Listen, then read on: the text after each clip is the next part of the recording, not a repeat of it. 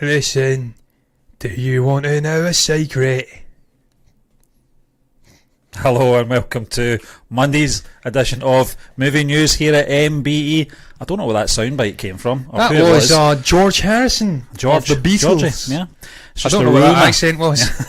Certainly wasn't. It's just a rumour.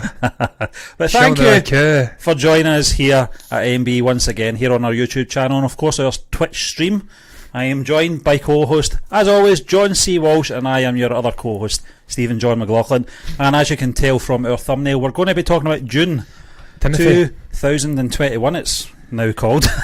Yes. That's when it's coming out, hopefully. Dune 2021 movie will be the definitive version, says author's son. This is coming in from Herbert. Screen Rant. Yeah, Brian Herbert thinks the upcoming Denis Villeneuve directed Dune will be the definitive film adaptation, saying fans will love it. John, I said Dune there, and that's because I've been watching John compare a bit. It's Dune. I've got to get out of that right away. I've got to get that out of my system. We say Dune, not Dune. But I'm just going to read a little part of the article here, John, and it's an interview that he did with Inverse. Brian Herbert himself, though, is helping to put those fears to rest. I'm going to continue. Yes. The show must go on, as Freddie Mercury once said. In an interview with Inverse, Herbert revealed that he visited the Budapest set and had only praise to heap upon the cast and crew. After seeing the trailer and visiting the set, Herbert is confident that the fans will be pleased with the adaptation. He and his wife got to watch the cast film several scenes during their visit, and he was impressed by the scale of the production. Herbert said, "I was very impressed by the trailer, and I was thrilled to actually be on the movie set in Budapest last year, where my wife and I watched the filming of several scenes. This is a really big movie, a major project that will forever be considered the definitive film adaptation of Frank Herbert's classic novel. Fans are going to love this movie. Denis Villeneuve is the perfect director to do Dune." What's your take on this, John? I'm just trying to make sure this show is running decently, Stephen, first and foremost. Try to get onto the right scene there, hoping that I've got it mapped on the correct macro, but I have. What is my thoughts on this?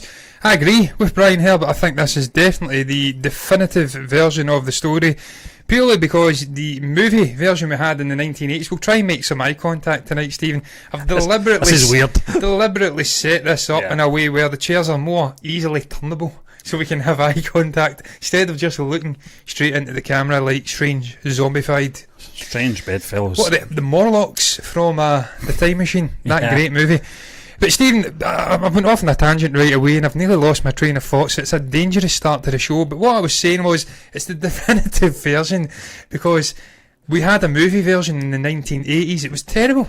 God awful. I don't know if you've seen the photographs of it. Just horrendous. Kyle McLaughlin was it's sort of like Star Trek of the 1960s without Leonard Nimoy and William Shatner, and the sort of chemistry between those guys. Forrest Kelly, I think it was, it done Bones McCoy as well. That was crap back then too, visually, like that Dune movie from the 80s, but they had the chemistry and the storytelling. That didn't really have it. It was a terrible adaptation. I think we get a David Lynch TV show. That was it. That was the same one. I thought there was two. I was talking about the Kyle McLaughlin one, which was David Lynch. I thought there was two ones. I'm sure there was a movie. If there was only one, then I stand corrected. I've not seen it. But they looked horrendous by all accounts. Terrible adaptations. Lynch nearly ripped his hair out. I don't know if he's even got hair. I'm just making that up as I go along. So by sheer default, this Denis Villeneuve version has to be the definitive take on the story, because there's been so much money put into it. He's a tremendous director, a guy who understands dystopian, futuristic sci-fi movies like this. He's done Blade Runner 2049, he's done Arrival, he's done Sicario, which wasn't a dystopian sci-fi futuristic movie, but it was a great movie. This guy knows how to work within a budget, with a big budget, knows how to utilise legacy and sort of mythos of pre-established worlds. He done it with Blade Runner, so I've got supreme confidence that Denis will nail this. This will be the definitive version. I'm getting that tongue-tied, I can't even say definitive now. And with the cast as well, Oscar Isaac, Jason Momoa, Timothée Chalamet, Zendaya, the list is endless. An amazing cast. So I've got supreme confidence that Brian Herbert is telling the truth. It will be the definitive. John, it does say version in this article, in regards to Lynch's version, that it had become somewhat of a cult classic since its release. Yeah. But it also says it still failed to capture the spirit and the visual flair of the novel. These days, it's a bit more realistic and a bit more possible to do that because of technologies came a long way since that version as well. But it's a cult classic. It's the one that I always know when we refer to Dune from bygone years. But I'm looking forward to seeing it. From what obviously we've seen, the stills trailers that we've got to see so far, but I mean it's coming from a person that's this project is very close to their heart as well. Yeah. So if it's coming from this chap, I think and he's read the book, Steve. Yeah, exactly. He's very passionate about Frank Herbert's work. I think he's, from what he saw in the filming as well, it's impressed him. But it's a big cast, and there's going to be a lot of pressure as well on this film succeeding, I feel. I think it will. It will. Just the vibes that we're getting from the trailer. I know you did a couple of trailers. Steve, I've read a large chunk of the book too. Trailers, as in doing the reactions. I think you've covered them, John. I think there's only been one. There's only been one. Right, fair enough. We watched the character introduction. That's right. Cool little fadeaway trailer. Yeah. And it's just been unfortunate because any other year we would have seen this film by now. We would have been all raving about it, hopefully, and we'd be talking about it as well. In fact, it would have been in our list that we do every new year of the top 10 2020 films, which sadly it's not going to be in.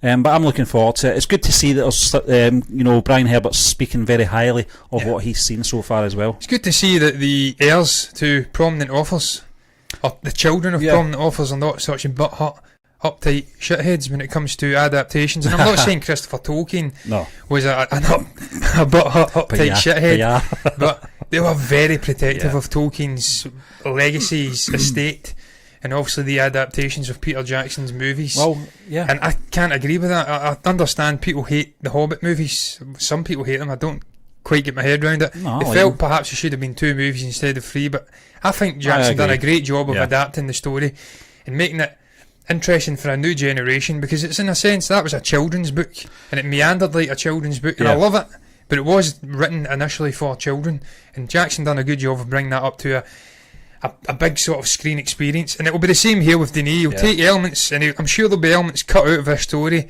which will absolutely butt-hurt the hardcore fans. Of course, Tom Bombadil getting cut out of The Lord of the Rings was one. Can't please everyone, but this guy knows how to get the balance right, and I'm convinced he'll get it right. Stephen, though, I've got another article up here, John, over here. Other prominent channels have covered this. Headline. We're going to give our tuppence worth of this. Dune's production company, it's Legendary Entertainment. They are looking like they're going to take legal action against Warner Brothers / HBO over this HBO Max deal. You've not actually gave your thoughts on this as a side note as well, Stephen. I headlined a show about this. Thursdays, Warner Brothers can thumb in that their entire catalogue of movies for next year will be releasing straight to HBO Max in the States whilst simultaneously hitting theatres. What is your thoughts on that? What is your thoughts on Dune and them not even liaising with the production company for Dune, and now having a lawsuit potentially rising up against them? I'm firmly in Legendary's side. I don't. First of all, I don't agree with Dune getting a joint release on streaming services and in theatres. But they should have at least liaised with the production company. But what's your thoughts? Well, I agree with that, John. I think they should have. I think they should have maybe sat down and over a Zoom meeting or whatever, and ironed out all these things. But clearly the communication's been broken down. Zoom meeting. Don't mention that, Stephen. In this, what was that? A Zoom meeting. Oh, that's very contentious here just now. There's lots of Zoom meetings happening. Anyway. We'll move swiftly on. But John, in regards to the sort of double release or whatever it's called, simultaneously, I don't get it. Not for films like Dune. Bill and Ted, yes. That Trolls one, yes. I get Even it. Wonder Woman during the pandemic. Next year, Dune's coming out. The pandemic won't be a thing. No, exactly. At that point. We're rolling out the vaccine tomorrow, I think, here in the UK. Belgians are getting it. Yeah, quite right. But I think it's a strange one, John, for these type of big films. Yeah. I do regard Wonder Woman 1984 a very big film. We will be talking about that in a couple of articles' time. Stephen, you go to the theatres to see this, because it looks like we're coming out of Tier 4 lockdown, so... June? No, Wonder Woman 1984 set to release here on the 16th of December. Is that something you want to actually go and watch in the theatres? Yeah. Because we're not getting it in HBO. We don't have HBO Max. No, well, it's the only place I can watch it then. Yeah. So I'll be there. As long as obviously the government put us down to the next tier, and we can get going, then we'll go. It's we'll probably be View, because we cancelled our membership to sadly to Cineworld. Yeah, and probably better cinemas as well. But I think I'll be there, John. I think be there at B Square if we can. We will all be there. We were there for Tenet during a very strange time, and as organised as it was, there was something. It was lacking something, and I think that was probably not the popcorn. Not the popcorn. I miss my popcorn, but just that sort of communal experience. Yeah. It was strange. There was only maybe about 20 people in the whole theatre. Sadly, and for a film like that, something was lost, and I think it will be the same for Wonder Woman 1984. There'll still be restrictions in place, John, but we're not going to get to see this any other way, and it'll be the same with Dune as well. When that comes out, it'll be the cinema anyway, and I can't wait. Stephen, what final thing I'll say, I can't believe they went behind Legendary's back. As they rightly say in this article, they've worked together for a number of years. This is a movie that cost $175 to $160 million to make. They should have spoke to the production company before announcing a dual release strategy like this with this movie. I understand they're just trying to hedge their bets in case this pandemic somehow continues on, the vaccines aren't successful, there's not a high enough take up, then they're just covering their own backside in a sense. Try to release it in both avenues and hope that it makes... Obviously Wonder Woman 1984 will be the guinea pig, so I understand it, but I'm like you don't release a movie like this on a streaming service. This has to be seen on a big screen, an IMAX screen. That's what Villeneuve's movies So is my understanding that the US are having an option on this at the moment? No, they have an option. They can go to a theatre that's open and HBO Max if they're a subscriber. Everywhere else there's no HBO Max, they have to go to the theatres. Strange one. They only care about the health of US moviegoers. They don't care about Europe, the United Kingdom, or India, or any other country in the world. We can just go to the theatres and catch COVID and die potentially. It could be down to a geographical decision. It's down to Rupert Murdoch over here. Let's be honest. Logistics. I've tried to be kind, but who knows? But listen, we're going to move on, John, to our next topic. It's all about the Suicide Squad, and this is coming in from Screen Rant. It's the Suicide Squad's final edit is complete. What a picture this is, John. It's just come up. James Gunn confirms. Now, I'm just going to read a little bit of this because the headline kind of tells you what it's all about anyway. But James Gunn is amazing. confirming the final cut of the Suicide Squad is complete means the movie is practically ready to be released 8 months early. Wow. The Suicide Squad is one of the only DC movies to not be delayed due to the coronavirus. I think it's just underneath the photograph, John. There you go. Which does make the long gap between completion of the edit and its release that much more impressive. Even though some work still needs to be done, it should be finished months before the current August release date. It was recently announced that the Suicide Squad will have a simultaneously theatrical and HBO Max release too, like we were just saying, just as every other Warner Brothers 2021 movie. So we're keeping with the theme here, John, which we probably don't really have to talk about that because we've kind of covered it in the last article. But another movie that shouldn't be released on a streaming service. Oh, definitely not, John. No chance. And some of the shots here, that one, it's kind of just above what I was saying there. I'll bring it back. The one, I think it's Idris Elba and fantastic, isn't it? Yeah, and Margot Robbie. Is that not?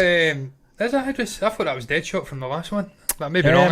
My eyes are failing on me. I'm basing that on the group shot in the very top of the article. Oh, you're right, it is. I've got it on my iPad now. But what a cast. What a colourful... you've got the sharp man behind as well. Yeah. I just noticed that there, I didn't even notice him, I don't know why. But there's something about that first image, John, the group shot, for me, that it's just got a total different feel to David... David Ayer Leached on John Wick. It's just got a different feel to it. There's something there's just something Guardians about it. There's Joe Kinnaman and there. I think, your man, Polka Dot Man as well. I can't, you know his name, I can't remember his name. David Dismalkin. Yeah, that's we're screwed up. There we go. But I think, I'm looking forward to it, John. I'm very surprised how far ahead they are. It does say in an article, the bit I read, that there's still a few little bits they've got to work out, but they'll be doing the post sort of visual effects and stuff like that. They're putting the final touches on it. The final cut's done though. The sort of probably the colour part. And they'll be sort of doing the colouring and what do you call that again? There's a word for it. I should know this because I do it when I'm doing videos. Not so well though. If you've seen us, we look like Oompa Loompas sometimes. Other times we look like Yul Brynner from the Ten Commandments. Then we may look like a Promethean from Jim Cameron's Prometheus. Yeah. So I'm not so good at it. Colour something anyway.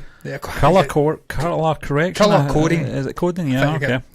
Might not be. Maybe colour correction. Don't know what that is. As you can tell, we're not filmmakers in this show. We're just winging it in a sense. Yeah. Couple of gadgets. Yeah. Couple of gadgets. Yes. So movie gonks. I'll die. I'll try and restart here. I'm losing. Sorry, that's me, John. No, it's getting so late, Stephen. I've been out so long. Today, I'm holding together here with Boytac, so I'll try and regain what I was about to say there. I digress. Yes. It'll be final parts of the movie getting pieced together here. The actual final cuts there, the way it's meandering around the scenes, they'll all be put together. And I'm so excited for this, man. As you did say, that image at the top of the article. Oh, my dog's just farted here. Wow. And his stomach's not good today, so it's really bad. You'll get it shortly, Stephen. Can't wait. Why have we got this dog in this room doing this show? I don't know why. But Stephen, I digress. I'll regain my composure again for the third time. I can smell it now. It's bad. Wow. It's bad. Wow, it's coming in waves. It's like Chernobyl. I feel like I'm on the bridge of death, looking out onto the planet. But Stephen, the image, you're right, that's so James Gunn. You've got all of these colourful characters. They're all sitting. Just keeps coming. You know how the trash compactor in the Death Star? That's how I imagine it to smell. Yes, absolutely. The Sarlacc pit as well. That's what Boba Fett went through. That's why he's so bitter all these years later and really knocked the shit out of Stormtroopers left, right and centre with that amazing staff. If you've not seen the Mando, I do apologise, that is a spoiler. Tough titty, you should have watched it by now. But look, I digress, man. That image, it looks very, very good, Stephen. An array of colourful characters. You just know that they'll all organically fit into this story and it'll just work. He'll balance the musical elements and it'll be a brilliant story straight from this guy's amazing mind. He's just he's a unique filmmaker. And that's why I'm so happy he's coming back to do Guardians 3, because it wouldn't have been the same without that guy's touch. No. There's something indelible about the way this guy works. I'm using big words again, that's dangerous in my current state of mind, but I'm so looking forward to this, Stephen. I really am. That's not even English. I'm so looking forward to it. Do you know the funny thing is, it's how this project fell on James Gunn's lap was obviously the controversy. That seems like a lifetime ago now. It's probably maybe 2 years ago, where he had to step away, obviously, from Marvel, while they were sorting a lot of things out with the situation of his social media postings from years gone by. And right away, you know, DC, Warner Brothers came in and knew the talent that they could have if they were to present this Suicide Squad reboot to him. You know, and I think it's all worked out well for us, you know, as big James Gunn fans. He's doing both, you know, studios. But I'm looking forward to it, John. I know he's going to put his own touch on it. People from Marvel over to the DC side, you know, and the DC side filmmakers are now invited over to the Guardians set, so he's creating a camaraderie between these two different studios. And I can't wait to see it. I really can't wait to see this film. Suicide Squad, that first one, there was moments in it I did like. Obviously, Will Smith character was fantastic. Margot Robbie, amazing. Batman, the Batman, yeah, exactly, John. Great character as well. Jared Leto's Joker. Not so. Batman cameo as well was cool. I liked that. There was a lot of good things, and its soundtrack was first class. I've got to give it credit for its soundtrack as well. But there was just something very disjointed about the whole thing. You knew right away after watching that, after one viewing, there was studio interference. Absolutely. It was so clear to see. It was just so. So Warner Brothers 2016. Yeah. Heads up their own arses. Batman v Superman, that sort of style, you know, just interference, terrible decisions. But They're back on track, John, and I can't wait to see this. Absolutely, Stephen. It's because they've brought James Gunn in, and they're just picking good filmmakers. I mean, they lucked out with Patty Jenkins, obviously. Yeah. James Wan coming in to do Aquaman. I can't recall who done Shazam, who's on board to do Black Adam, but they're, in a sense, picking good directors. Are making good choices with casting across the board. Even Ezra Miller, who likes to choke people out in pubs and stuff like that, it's a decent casting choice. So they're making good decisions now. They're not interfering with the filmmaking process, and they're not getting this obsession with a 2-hour movie anymore. So it's looking up. I'm excited for. I'm probably more excited for DC's upcoming slate than I am for Marvel, and that'll tell you how much they've turned it around. So yeah, well, that's a good transition, John. Good transition into our next topic. Wonder Woman 1984. We're talking about. Early reactions praise an ambitious, heartfelt sequel. Now, what is the structure of this article is, John? I'm going to read the first couple of paragraphs of this. It's just to sort of bring us up to speed on what's been happening here, and obviously its release in theatres and obviously in HBO Max on Christmas Day. And then we've got a few tweets there. I'm not going to read them out. Perhaps maybe we can display them. But it's all good stuff. It's all good early positive feedback, John, but I'm not surprised. The early reactions to Wonder Woman 1984 have arrived. Warner Brothers and DC Films experienced great success with the release of the first Wonder Woman in 2017. Audiences loved the movie, and it made over $800 million worldwide, guaranteeing that a sequel would come. Patty Jenkins returns to direct Wonder Woman 1984, which will continue Diana Prince's Gal Gadot adventures nearly 40 years after the events of the first film. The sequel will see Steve Trevor, Chris Pine mysteriously return from the dead, and has Maxwell Lord, Pedro Pascal and Cheetah Kristen Wiig set as its villains. Despite the overwhelming excitement for another Wonder Woman movie, fans have had to wait for much longer than anticipated to see it. The movie had 2 release dates in 2019 before Warner Brothers pushed Wonder Woman 1984 to June 2020. This decision was made so the sequel could potentially have a strong have as strong of legs at the box office as the original, but that all changed thanks to COVID-19. Wonder Woman 1984 was delayed 3 more times and will now release in theatres and on HBO Max on Christmas Day. John, it's funny reading that again because it kind of does remind you the sort of roller coaster ride of this film's release, and we covered it every step of the way as well. I lost track of the amount of times you had to do something else for Wonder Woman 1984 because that was the headline. It's coming, it's coming, it's coming, it's not. Merry Christmas, it's coming. So, well, John, so, I mean, we'll just maybe scroll down a few here. Yes, I'm not going to really read them out because there are other people's works, but you can certainly read them out if you want. Finally saw Wonder Woman 84. It's genuinely great, with lots of big exciting moments here. It's all grounded in a personal story. Not only is it a solid sequel, but it's actually an excellent replacement for Superman 2. You what? Plus there's some next level or some neat surprises. My eyesight is failing on me, guys. I'm like a 90-year-old here. I'll back you up, John. A replacement for Superman? No chance. Not a chance, man. I was lucky enough to be among the first to finally get to screen Wonder Woman 1984. I adored it. The first Wonder Woman is my favourite of the modern DC films, and Wonder Woman 84 makes all the smart steps, telling a very human and very beautiful story for Diana Prince. Oh, that's great. Yes. So excited about that. But that's this kind of theme, John, that's going along with a lot of these tweets that are coming out just now for people that have obviously had the privilege of going to see this on the screener. Okay, yes. That's what I like, though, because sequels tend to fall down this sort of path that when they fail, that is, they go more bombastic. Let's throw in more characters, more effects, and this actually seems very grounded. It's, storytelling as well, because that was the thing I was worried about, that perhaps they would move away from that, but I shouldn't really have worried about that with Patty Jenkins at the helm, John. But that's positive, isn't it? It is, Stephen. Look, I've never been worried about this movie at any moment, and the sort of oscillating nature of the releasing, not releasing, delays, getting put back again. I've never been concerned about it. We'll try and make eye contact, Stephen, a little bit more on this show. I keep saying it. We've been that used to looking at cameras. Strange split screen setup. It's alien to actually look at each other now. So You know, we'll try and get back to being normal human beings on this show, but it's going to take some time because we're strange beasts on this show. Or beats. But Stephen, I was never worried, because that's what I like to call fantastic beasts, fantastic beats. I was never worried, Stephen, about this, because Patty Jenkins has a clear vision for Wonder Woman. She understands the core of the character, the core sort of mythology of the comics. I keep saying mythology, I don't know why, but it works, so keep going with it. So therefore she had a clear vision for a trilogy, and she said she's not probably going to come back after a third movie. No.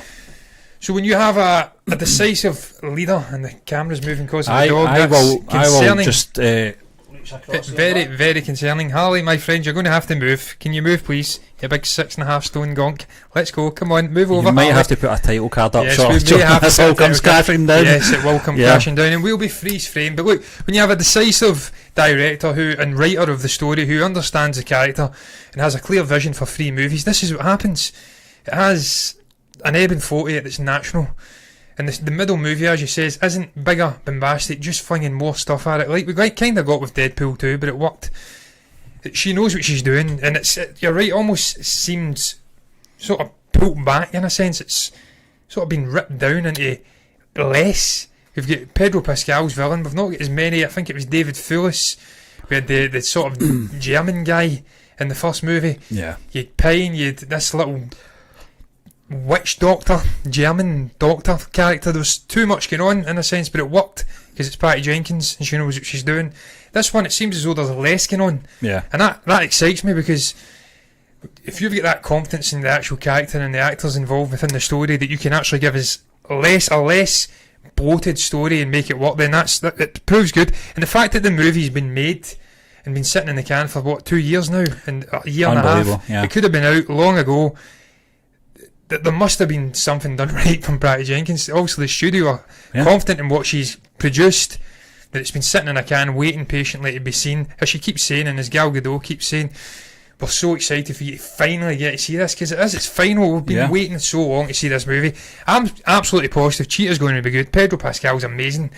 We know Chris Pine will knock it out of the park as Steve, and we know that Gal Gadot is just perfect as Wonder Woman. So cannot wait to see it, and I'm happy that the early reactions are positive, although the little caveat to that is we do see early reactions to these Hollywood movies, and they usually are overwhelmingly sort of hyper and praising it. Yeah. We've seen it with The Last Jedi.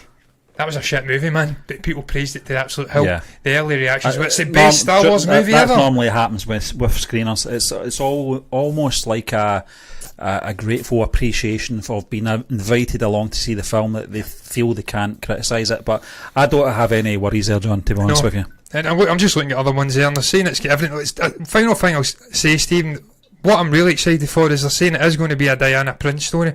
I think it's going to look into her loneliness and her being alone. And obviously we're getting the Amazonian games at the start. There's the camera now been knocked way off. I'm going to get up, Stephen. We'll quickly just try and sort. We're getting Thor's hammer in there. Yeah. Because we're talking. Oh, there goes shambles. Watch. My dog is absolutely killed us here, guys. Well, there you go. We're back, kind of. Thank you, Harley. No, they will not back. We are absolutely dead, guys. We'll put this.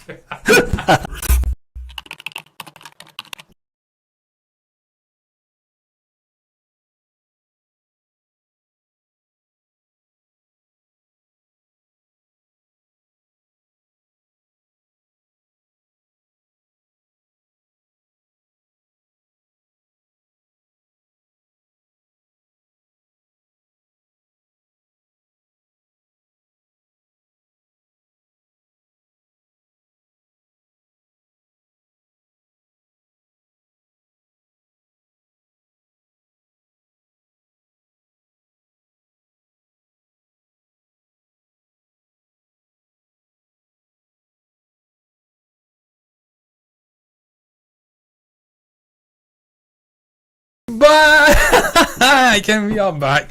The dog is nearly killed with £1,000 camera, whatever it was, Stephen. Thank you, Harley. Yeah. That's the joys of having a Labrador. That's one for Jeremy Beadle. Camera crashed. Wow.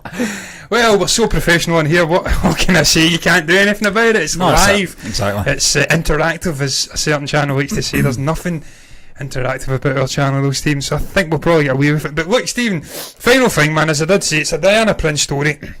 Going to look into her loneliness and also her relationship with Steve. And look, man, these two are just brilliant together. The chemistry's there, and there's charisma ripping out of the two of them. So I'm excited to see this, hopefully more personable story involving Wonder Woman Diana Prince. And it's, not much more to add. I've not seen it yet. Looking forward to it. Can't wait to see it, John. Can't wait. And like you asked earlier, I'll definitely be seeing this in the cinema when it does come out. But we're going to stick with the Warner Brothers theme here. Damn you, Winslow. Honestly, we're not getting paid by Warner Brothers to talk about these articles, John, but Space Jam 2 debuts first look at Bugs Bunny. Warner Brothers, are they anything to do with Tom and Jerry? I can't remember.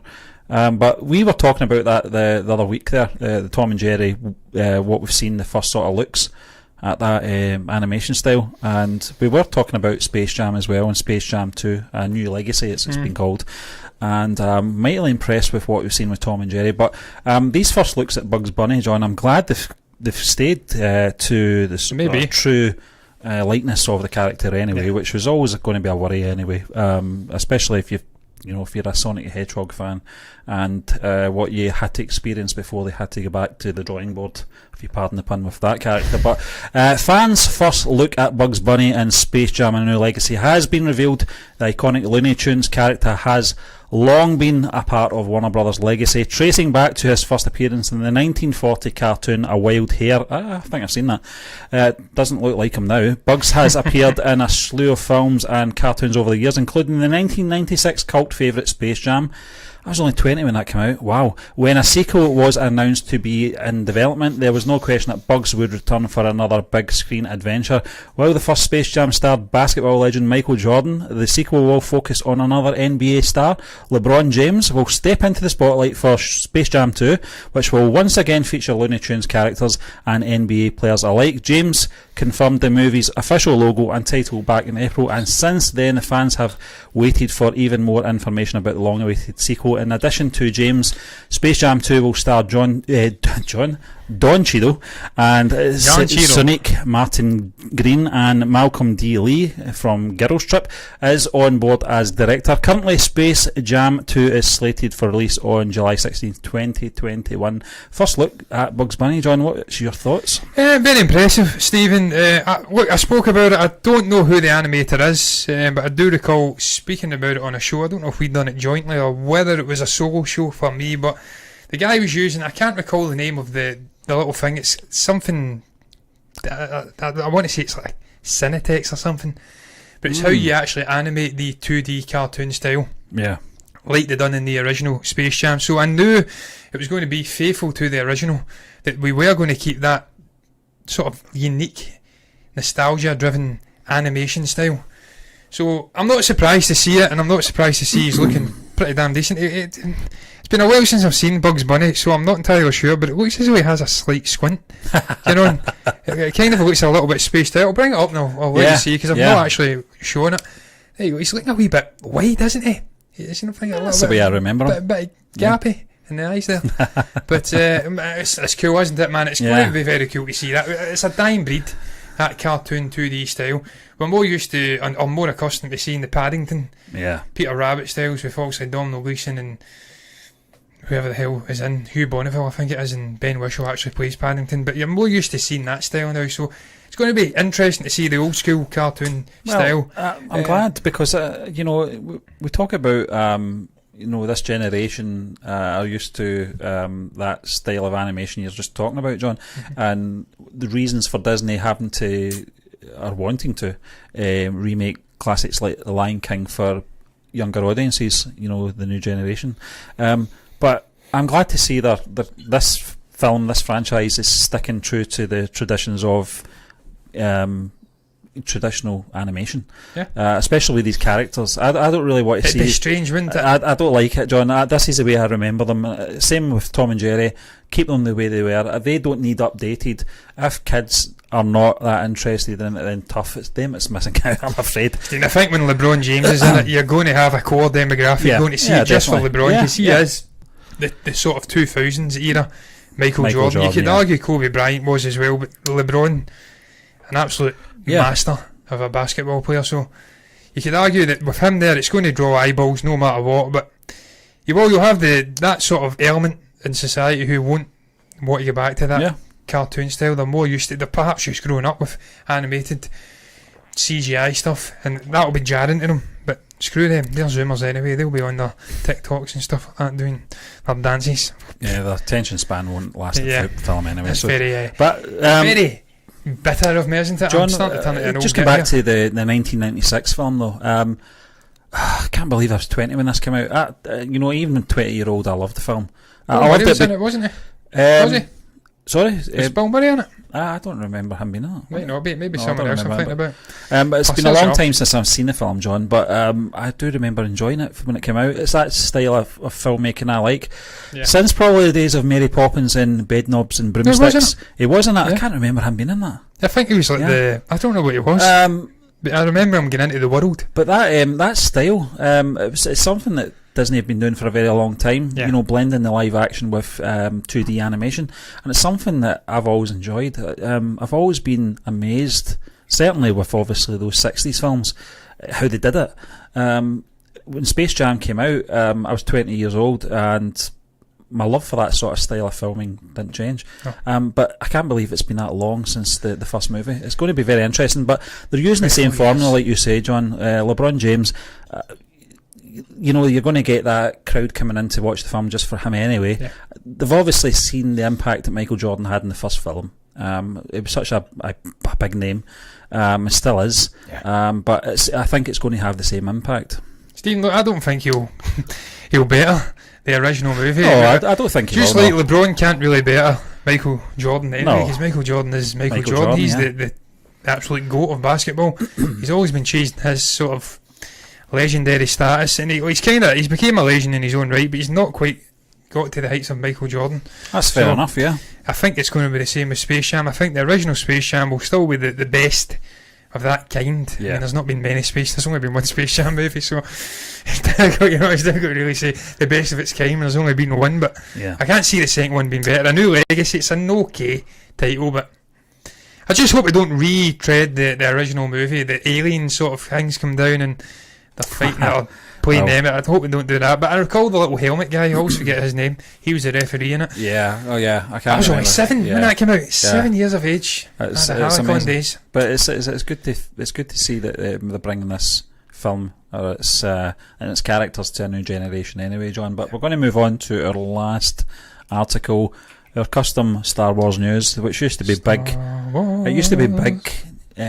Headline news articles that we used to talk about on a show called the Force Friday Show. We covered it every Friday. Now Star Wars was great. It's just became this little thing we do at the end of, and finally make Star Wars great again. Yeah, well, some Star Wars stuff's good just now. It's really good, John. You were just talking about the Mandalorian there. We're going to get a lot more, I'm sure, from Jon Favreau and your man Dave Filoni. Yes. Dave Filoni appearing as a fighter pilot in those episodes as well. It's him, isn't it? Oh, I'm not sure. X-Wing. Was it him? I'm pretty sure it looks like him. It looks very much like him. Maybe me in mind of the guy from the sequel trilogies that died and then came back. It was J.J. Abrams. Oh, his friend. pal, his go-to, I can't remember. He was sort of 21st century Porkins, Wax something. I think it was a play on the Beastie Boys or something like that. Yeah, I can't remember, John, but I know you're talking about it. He did come back for the Rise of Skywalker, but George Lucas' Star Wars sequels would have taken longer to make than Disney's. A new interview with Star Wars creator George Lucas reveals that his new trilogy would have taken longer to make than what Disney came up with. I think it was intrigued over what Lucas had planned for a new Star Wars trilogy continues to tempt imaginations. Now, thanks to a tweet, I was wondering where it came from author Paul Duncan, fans have an even better understanding of what making a new trilogy meant for Lucas and why its extensive timeline meant that he would opt not to take it on. The information comes from Duncan's new book, The Star Wars Archives, episodes 1 to 3, and occurred while the author was interviewing Lucas about the sale of Lucasfilm in 2012. And it said, at that time I was starting the next trilogy. I talked to the actors and I was starting to gear up. I was also about to have a daughter with my wife. It takes 10 years to make a trilogy. Episode 1 to 3 took from 95 to 2005. I'd still be working on episode 9 in 2012. I was 69. So the question was, am I going to keep doing this the rest of my life? Do I want to go through this again? Finally, I decided that I'd raise my daughter and enjoy life for a while. You can't hold that against them, John, can you? No. Ideally, you want obviously the maker to continue his story arc into episodes 7, 8, and 9. But he's only a human. He's only a man, and he was a 69 at the time. 69, which it's 8 years ago then. So he's now 77, I believe now. Yeah. George Lucas. You know what, John? We've said this time and time again. The time for the sequel trilogy was in the 1990s. I would have waited for the prequels. The prequels had their story sort of sorted out for them anyway, just with what happened in the original trilogy. With the sequel trilogy, you had all the actors at their peak. Possibly Harrison Ford probably wouldn't have came back. Ideally, you'd have killed him off early on in Return of the Jedi like he wanted to. George Lucas didn't want to do that, and he didn't want to do a sequel trilogy in the 1990s either. I just wanted to see Mark Hamill at his peak as Luke Skywalker. I'm very selfish in that sense. No, it's not selfish at all. That's being a fan. But he said this before. He said this, when it comes to making a trilogy of these films, it does take 10 years of his life. Do you think he has put enough of his life into this franchise, John? Absolutely. Ideally, you would have loved to have seen him do the sequel trilogy, but realistically, it wasn't possible, was it? No, Stephen, they put 30 years of his life into it, and all he got back was shit from the fan base. The so-called Star Wars fans were fighting against him, turning against him over the prequels and Jar Jar Binks, not really realising that it's supposed to be a generational passing of the baton franchise. Yeah. What was a childhood movie? You were a kid when you watched it. You're now an adult. It's not for you. They didn't seem to grasp the fact that it's generational. It's for the next generation of kids. I grew up watching the prequels. I personally still prefer the originals, but I'm mellowing towards the sequel, or not the sequels, the prequel. I hate the sequels. I'm mellowing towards the prequels as I get older. Yeah, and I do resent the guy getting the shit he got, because that's obviously fueled the turn to Disney, and it's gave us these abominations that are the sequel trilogy. Look, man, I understand why he stepped away. He had a daughter. He wanted to live his life with his daughter and his wife. Yeah, that's absolutely commendable. It's fine, but I still prefer to have seen his decade-long process of creating a sequel trilogy. I maintain they should have used his treatments. It was his story. Stay faithful to Lucas's Skywalker saga, and then go off and do your own stories with your own characters in your own part of the galaxy, like what they're doing with The Mandalorian, like what they've done with Rogue One. You can play within his sandbox in that original trilogy era, and that Skywalker saga era, but don't use the iconic John, legacy characters. It always baffled me with George Lucas, though, that a shrewd businessman that he is, how easy he gave up that property. I'm not saying it was easy. Obviously, it would have been something that he was considering for a long time. What I mean is why he didn't put conditions in the handover that if I'm doing this, aside of the money, factor of this deal, you have to use my storyline. You have to use some kind of template. I know they promised and stuff like that, but there was nothing contractually there, John. He got a gentleman's agreement with Kathleen Kennedy and Bob Iger, and then they stabbed him in the back and gave us these god-awful movies instead. And I understand people again backlashed against it. I think we actually done it as well. The microbial look at the Force and how it affects tiny little microbial things. I don't think people misunderstood what he was saying. I think they thought it was going to be Honey, I Shrunk the Kids meets Star Wars, but it wasn't. It was going to show you how the Force impacted every facet of the galaxy, right down to tiny little microbial elements. Yeah. And then they would have played that into the Skywalker saga. What was it, the Skywalkers? What is the Force? What is destiny? Is there a chosen one? It would have all played in. And why it sort of leads to the Skywalkers. Why it always leads to the Force balancing out, and the Sith and the Jedi always balancing each other out. It would have been that, and it would have been done better. What we got ultimately in The Rise of Skywalker, the Force, the light side and then the dark, they both meet. Obviously Andy Serkis doing the narration of that first Force Awakens trailer, which was still amazing trailer to this day. Yeah. But it didn't work out as well. The execution was terrible because it was people who didn't understand the story, didn't understand Star Wars, aka Kathleen Kennedy, J.J. Abrams, Rian Johnson, introducing forced FaceTime, and I don't mind it, but it's not Star Wars. You bring it, you keep the original treatment, the actual vision of Lucas, it felt like Star Wars. Even the prequels, they had the moments, shit CGI, terrible superfluous characters and worlds, but it still felt like Star Wars. Going back to 2012, would you have accepted perhaps George Lucas staying on as an advisor for the likes of Dave Filoni? I don't know if Dave Filoni was in the position to do filming at that time. I don't know, but certainly Jon Favreau would have. Yeah. Well, I think he was doing the Clone Wars when the acquisition happened between Disney. So I don't think Filoni was in a position. He didn't have the experience with live action. I think he actually says when doing his first episode of The Mandalorian that he was in a sense shitting himself, and he was glad he had Jon Favreau with all his wisdom and knowledge of filmmaking and live action. So I don't think he was ready, but he certainly could have took over as the. I think Lucas's biggest mistake was naming Kennedy the president and putting his trust in her. She was a false creed. You're a false creed, as Tony Bellew says in Creed. Funnily enough, she didn't understand Star Wars. She was a opportunistic executive figure in the sense that I know people like to say she was the T-woman for Spielberg and stuff, but that's bullshit. She worked with, what was his name, Frank Wilson? Frank Marshall. Frank Marshall. It was her husband. It is her husband. Yeah. So, but she knew what she was doing, but she didn't understand the basic fundamentals of Star Wars. That's why it didn't work for me.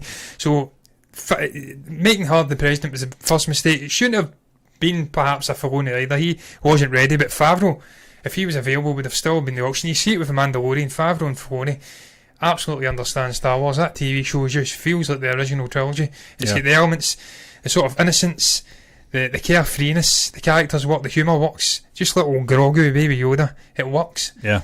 That's Star Wars, so they understand it. So Favreau should have perhaps got it, but it's all hindsight. Yeah. And what is it, 2020 hindsight is perfect. That's a terrible saying. It's not the saying. I always butcher them, but it's not. But that doesn't work like that. So somebody, John, I was going to say this room's getting butchered right now. My nostrils, and we're back down in the trash compactor. Getting the trash, getting the garbage chute fly. Yeah, something just touched my leg. I'm expecting to get pulled under any moment now. Oh jeez, I'm going to wind this show up, so I have to get out of this room. So guys, what's your thoughts on the topics we touched upon on the show tonight? What do you make about Dune? Is it Brian Herbert? Yeah. It's been that long since we spoke about it now. I maybe forgot his name. Brian Herbert, son of Frank, says that this Denis Villeneuve adaptation is going to be the definitive version. Do you agree with that? What do you make about the whole legendary entertainment kerfuffle with Warner Brothers, HBO potentially suing them over this release strategy, putting it on HBO Max? What do you make about that? What do you think about Wonder Woman and Suicide Squad, the Suicide Squad's final cut being completed? What do you make about Wonder Woman, the initial reaction to it? Is it something that excites you? Are you surprised by it? Is it the usual sycophants in Hollywood licking up the arses of the studios and yada yada yada? I don't think it is. What do you make about George Lucas's Star Wars sequels taking potentially 10 years? Do you agree that he should have went away, or do you think he should have been a selfish shit and just kept a hold of it? What do you make out of Space Jam? Everything in between. You can comment below if you've got anything to say in the comments section. You can also like the video if you've enjoyed it and subscribe to the channel if you want to see more content like this in the future. And if you do, that's what you'll get. You'll get more movie news throughout the week, reviews and the Friday reactions whenever we feel like putting them out. But look guys, until then, I'm going to bid you farewell with a bye.